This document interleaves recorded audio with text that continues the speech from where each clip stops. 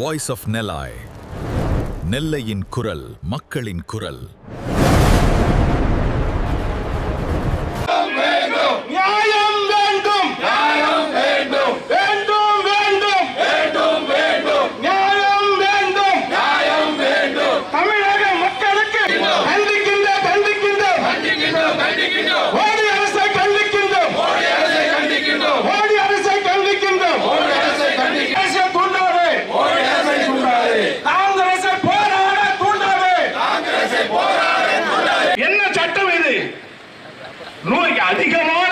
அதிகமான உறுப்பினர்கள் அவர் ஆட்சி அமைப்பதற்கு அழைக்க வேண்டும். இதுதான் சட்டம். உங்களுடைய அதிகமா இருக்கா அதுன்னு சொல்வதற்கு யார் இந்த ஆளுநர்? அவருக்கு எந்த சட்டத்தில் இடம் கொடுக்கப்பட்டிருக்கின்றது? மக்களால் கொடுக்கப்பட்ட தீர்ப்பின் மூலமாக 108 பேரை இங்கே கொண்டு வந்திருக்கின்றார்கள். காங்கிரஸ் என்று சொல்கின்றார்கள். அப்படி சொல்லுகின்ற அந்த விஜய் அவர்களுக்கு நீங்கள் அங்கீகாரம் கொடுக்காமல், ஆட்சியை அமைக்காமல், மக்கள் விரோதமாக செயல்படும் காரணங்களை உங்களை நாங்கள் வன்மையாக கண்டிக்கிட்டு ஆட்சியை அமைக்க வேண்டும், ஆட்சியை அமைக்க வேண்டும் என்று சொல்லி அமைகின்ற பணியில் வைத்து மெஜாரிட்டியை நிரூபிக்க சொல்வது தவறான முன்னுதாரணம். சட்டப்பேரவையில் தான் மெஜாரிட்டியை நிரூபிக்க வேண்டும்.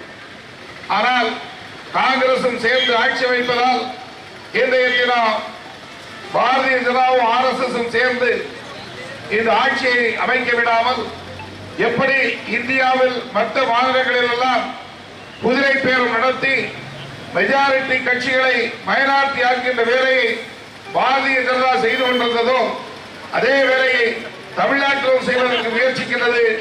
ஒன்றை மட்டும் நான் சொல்லுகின்றேன், பாரதிய ஜனதா RSS உடைய வேலை தமிழ்நாட்டில் ஈடுபடாது என்பதை நான் மிக தெளிவாக சொல்லிக் கொண்டு அது தவறை புரிந்து கொண்டு விஜய் அவர்களுக்கு ஆதரவு அளிக்க முன்வந்த காங்கிரஸ் ஒழுங்கிருந்த 5 சட்டமன்ற உறுப்பினர் சேர்த்தார்.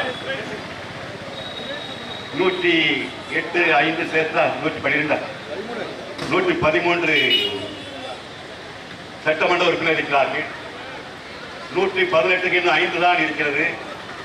ஆனால் கவர்னர் அவர்கள் நாடாளுமன்றத்தை சட்டமன்றத்தை கூட்ட வைத்து விஜய் அவர்களுக்கு ஒரு வாய்ப்பை 15 நாட்களுக்குள் 3 வாரத்திற்குள் நீங்கள் நம்பிக்கை வாக்கெடுப்பை நடத்த வேண்டும் என்ற வாய்ப்பை உருவாக்கி இருக்க வேண்டும்.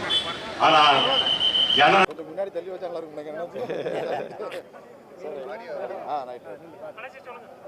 நடந்து முடிந்த சட்டமன்ற தேர்தலில் தமிழகத்தில் தமிழக வெற்றிக் கழகம் 108 இடங்களை பெற்று பெரும்பான்மை இடங்களை பெற்ற கட்சியாக திகழ்கின்றது. அந்த இயக்கத்திற்கு காங்கிரஸ் பேர் இயக்கமும் ஆதரவு கடிதத்தை கொடுத்து விட்டார்கள். ஆனால் தமிழகத்திலே இருக்கின்ற கவர்னர் அவர்கள் நடைமுறைகளுக்கு எதிராக, சட்டத்திற்கு முரணாக, நீதிமன்ற தீர்ப்புகளுக்கு எதிராக அவரை ஆட்சி அமைப்பதற்கு அழைக்காமல் வேண்டுமென்றே காலம் தாழ்த்தி வருகின்றது. பாரதிய ஜனதாவினுடைய ஏஜெண்டாக, RSS ஏஜெண்டாக தமிழக கவர்னர் ஒருதலை பட்சமாக செயல்பட்டு வருவதை நாம் பார்க்கின்றோம்.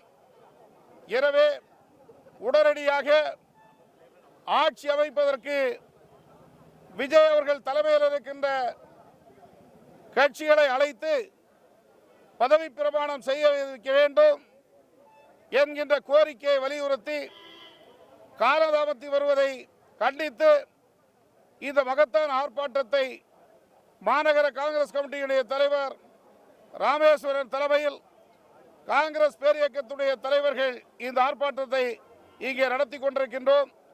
உடனடியாக அவர் நாளைக்குள்ளால் பதவியேற்பு செய்யவில்லை என்று சொன்னால் மிகப்பெரிய போராட்டத்தை காங்கிரஸ் பேரியக்கம் நடத்தும் என்பதை தெரிவித்துக் கொள்கின்றேன்.